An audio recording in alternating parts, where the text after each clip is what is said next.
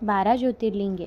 सौराष्ट्रातील वेरावळ बंदरापासून 3 मैलांवर असलेल्या प्रभास पट्टणाला सोमनाथ हे एक लिंग आहे. सोम म्हणजे चंद्र, त्याने क्षय नाहीसा व्हावा म्हणून हे लिंग स्वतः स्थापन केले. यासाठी त्या लिंगाला सोमनाथ असे म्हणतात. 2. रुसून गेलेल्या कुमार कार्तिकेयाला भेटावे या हेतूने मल्लिका म्हणजे पार्वती आणि अर्जुन म्हणजे शंकर श्रीशैल्य पर्वतावर आले. यासाठी याला मल्लिकार्जुन असे म्हणतात. 3. उज्जैनीला महाकालेश्वर म्हणून सुप्रसिद्ध ज्योतिर्लिंग आहे. 4. नदीच्या 2 भाग झालेल्या बेटातील डोंगरावर अमलेश्वर हे एक ज्योतिर्लिंग आहे. या डोंगराचा किंवा या सर्व प्रदेशाचाही आकार ओंकारासारखा दिसतो, म्हणून याला ओंकार अमलेश्वर असेही म्हणतात. 5. संथाल परगण्यात वैजनाथ नावाचे लिंग आहे. येथील शिवालय भव्य आहे. हे स्थान कुष्ठरोगापासून मुक्त करणारे म्हणून प्रसिद्ध आहे. 6.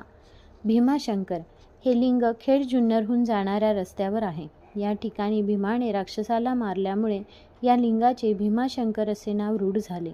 असेच एक लिंग आसाममध्येही आढळते.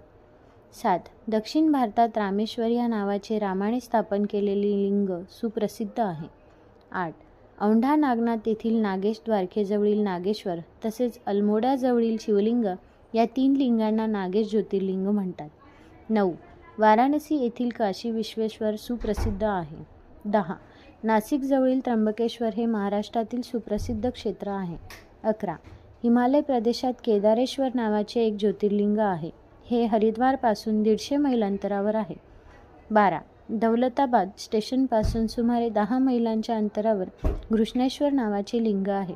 या लिंगाच्या शेजारीच शिवकुंड नावाचे एक रमणीय सरोवर आहे.